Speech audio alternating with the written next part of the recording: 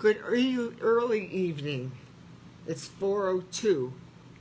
Normally I'm 5:29, can't make it to 5:30, and now I didn't make it to even 4 o'clock like I said I was going to do. Anyway, I must say thank you to everybody, for real. You have been wonderful, wonderfully patient with me for 3.5 months. I have met some of you, not in person, but I've met you through your hearts. I've met you through your heart.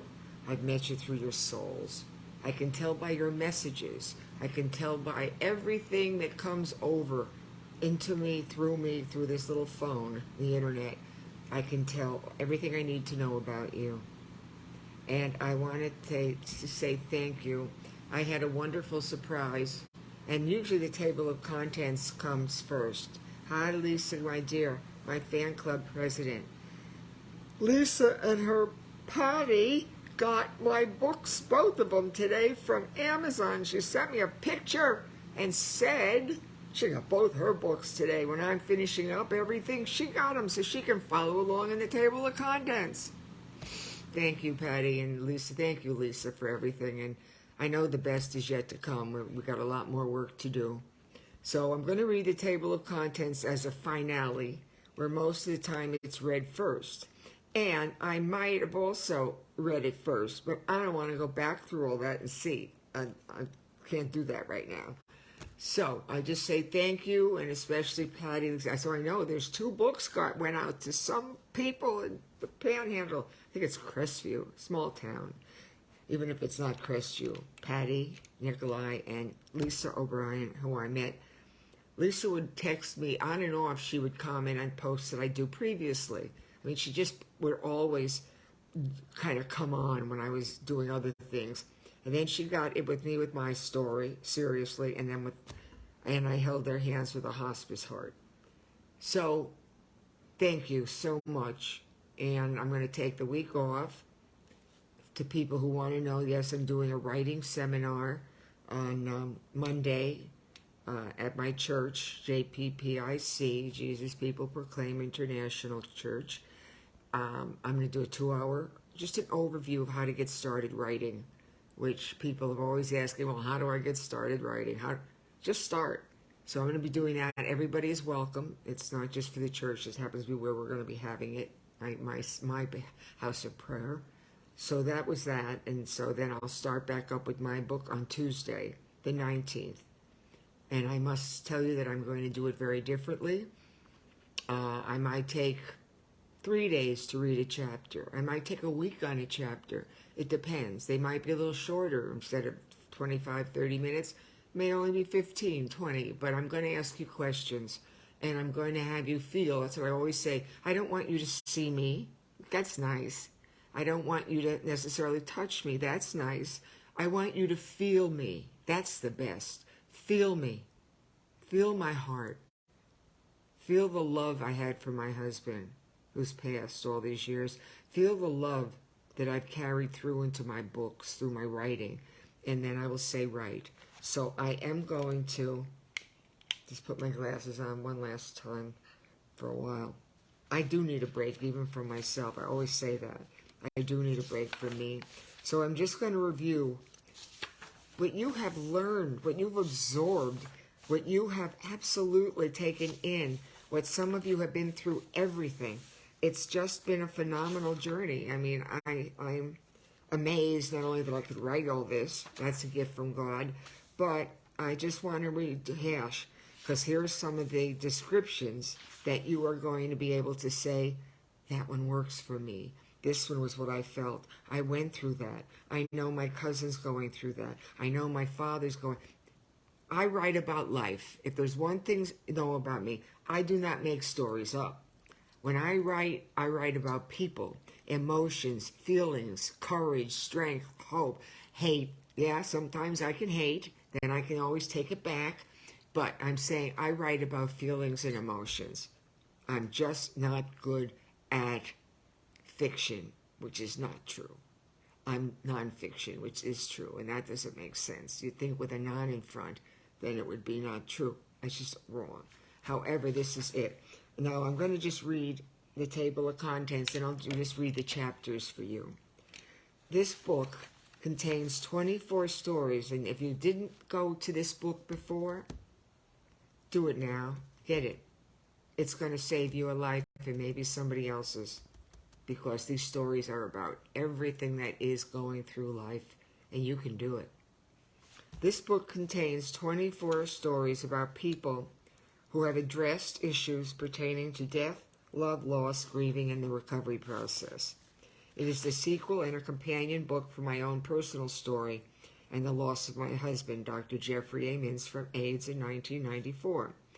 That book was entitled Committed to Love, and it detailed the gamut of emotions and circumstances I had to address, and some that many of you may have to face if someone you love has a long-term or life-threatening illness. File this away in your database, folks, or go get it. Lisa told me the price to get both books and shipping and handling. It was $22.95 per book, and the shipping and handling with Amazon, it came to $55.11. You've spent more than that in a week on coffee. It was these stories that continue to heal. Oh, here we go, life-threatening illness. It is through these stories that I could continue to heal and go on, for they speak volumes about remarkable courage, faith, hope, and love. It is my wish that these stories help others in the future, for this book, as well as mine, is informational, motivational, and inspirational.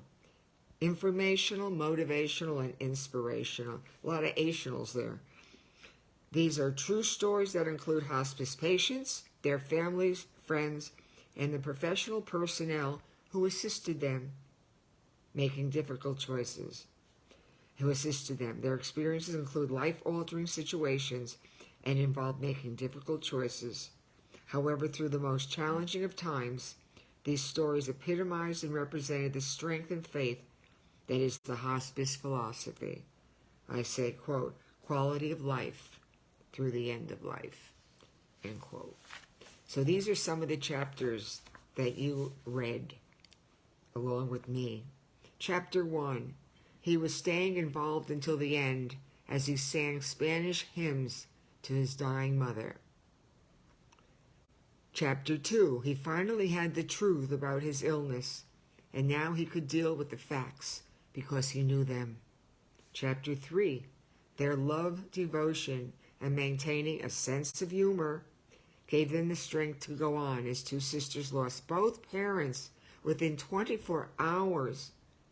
Chapter 4, caregiving comes in many forms and many ways. And for this man, it was all about his love for chocolate chip cookies.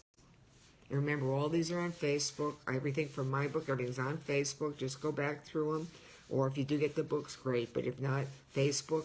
My website has my book. My website will have the hospice stories. And my YouTube channel has all my personal ones. We haven't uploaded the hospice ones yet, except they're on my Facebook page. Here's this one, caregiving. This was the chocolate chip cookies, Chapter 4. Chapter 5, feeling guilty, through a big word, doesn't do any good. But sometimes it's the only thing you will feel. And for this daughter who thought she was crying because she was weak, it was just the opposite. She was strong.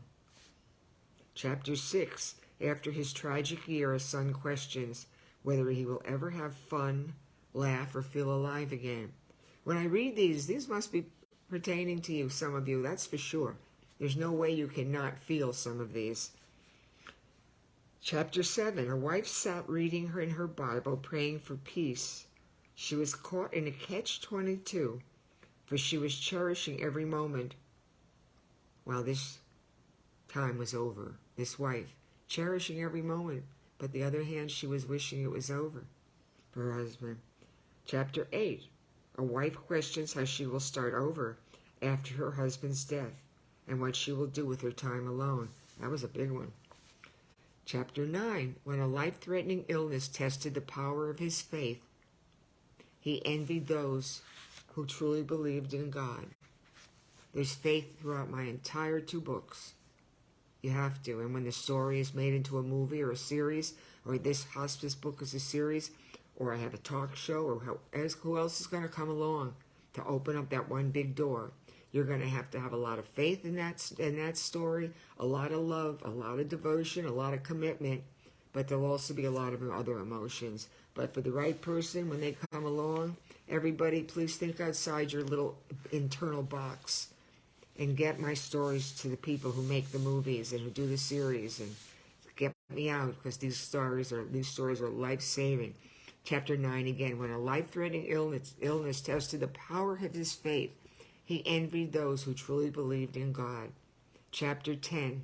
As her father was dying, she said it reminded her of her child at birth. It was a complete 360 and the totality of the cycle of life. Chapter 11. There was no safe place or comfort zone, as a hospice nurse said she was afraid to bring her baby home, and as a wife who expressed the same concerns about her husband. Chapter 12. A wife who feels like she is starving her husband to death, but he doesn't have the strength or energy or appetite to eat. Here's a good one. This one got a lot of people. Chapter 13. How a breast cancer survivor for 15 years was able to focus on the present and enjoy every day that she had left. Here, Chapter 14. A daughter questions her fears as she faces the issue. Is she more afraid to leave her loved one or to come back? Chapter 15. Pain comes in many ways, but for this woman, the physical pain of her illness was so horrible that she wanted to commit suicide. Anybody been there? Yeah. Chapter 16, a woman with, this one, I love this one. Oh, Chapter 16, a woman with terminal lung cancer had to slowly give up everything she loved, but she managed to have fun and keep some control by having her daily cigarette and would smoke until she could never hold a cigarette again. Yeah. Chapter 17, how a hospice nurse was able to separate her personal life from her professional one as she dealt with her husband's illness and death that came back. And then she came back to hospice to help others. She had to deal with her own issues of her husband's passing. And after all, then she came back to hospice to help others. You know how hard this stuff is for people to make these choices? God, having your nails done, people get all crazy. My nail broke. It's not a kidney, you're not dying. Get over yourself. Chapter 18. A woman converted to Catholicism at the care center and said that until her last breath, it was never too late to make something good happen. Never too late until you take your last breath. 19. A wife who had to talk to her sister about her husband's dying because he couldn't deal with it. And she didn't understand why it was so hard that they couldn't. She had to talk to her sister about this because he couldn't deal with it. Chapter 20. A man thought that he was in control of his emotions after his mother died, but he had not taken the necessary time to grieve. And his emotional waves finally caught up with him. That was a friend of mine. Thought he was doing great, but he never took any time out. Take time out, kids. I don't care what it is, how you do it.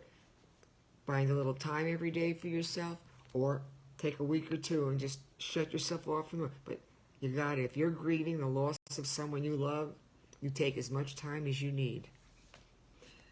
Chapter 21. The effects of a long-term illness can be difficult for the entire family. And for this woman, she didn't want to be a burden to the one she loved any longer. Can you relate to these? Everybody out there, millions of you, if you only were on my Facebook page now or saw what was going on, or this was shared by millions of people and goes viral overnight. Silver-haired lady in Boca reads her books on Facebook. Viral. Do you realize how many people these books would help save lives? And the writing saved my life. Right. Chapter 22. This woman felt that she caused her husband's illness. Talk about that's a little guilt. Here we go. And was responsible for everything, but her feelings of guilt and anger didn't do any good, nor could it change anything. Get rid of your guilt, kids. Chapter 23. This woman felt that the treatment was worse than the disease, and she chose to have a quality of life rather than suffer through the treatments. And chapter 24, the best. A son comes to his father's deathbed out of respect, but it was not because he loved him. But he still did it.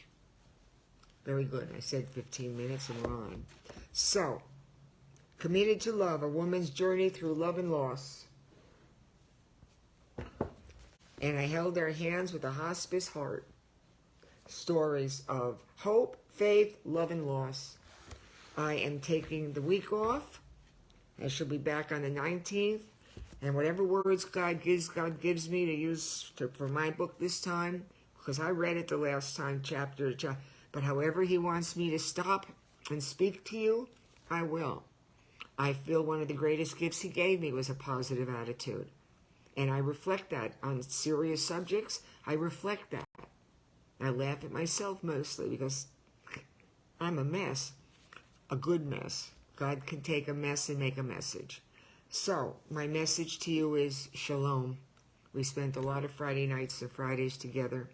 Shalom, hello, shalom, goodbye, and shalom, peace. I will see you again on the 19th with Committed to Love. I do hope, though, that you get these books because they are a guidebook to so much you're going to go through. It's not about being on an end aisle in a Barnes & Noble and selling 1 million books. That would be wonderful. My publisher would be really happy also, and the printer. But it's a question that I've covered so many issues with you, from my book to this book. It has been an amazing journey. I look at it and I think that's what's been so powerful for me. When God told me to do this, and I said, what do you mean read my books? And I went through all this big thing for days dealing with it. What do you want? He didn't tell me much. He didn't give me any times. He didn't give me anything. He just said, read your book. So I figured, well, I've done other videos on Facebook. Well, let's do this. And that's what we did. And I thank Patty and Lisa again for their wonderful, wonderful friendship. And I look forward to having them share. And I hope all of you share, because everybody has at least one person that could use this, one of these books on their journey in life. That's the way it goes. So shalom. All right. Be kind. Be patient. I sound like Tyler Perry and Medea. Hello. Hello. Hallelujah. So, and that's it. And then just call someone and tell them you care. I'm down to even text them at this point. There's people, I don't know, people. Just even text someone and say, I was thinking of you. That's all. I was just thinking of you, and I hope you're well. That's it, my friends. I shall hit finish. And we reversed everything. We put the table of contents last. Why not? There's no book that says you can't do it. And I wrote the book. All right. Shalom. Lisa and Patty, thank you again for sending me that beautiful picture of my 2 books. God bless you all. See you in another week. And I'll be on during the week with some other things, just in general. But I do want you to remember that the 18th at JPPIC, there is a 2-hour workshop and overall. So anybody in Boca's welcome. Delray, you can drive in from Atlanta for all I care. I don't care. It's going to be wonderful. I've done this so many times. God bless you all. Bye. Finish.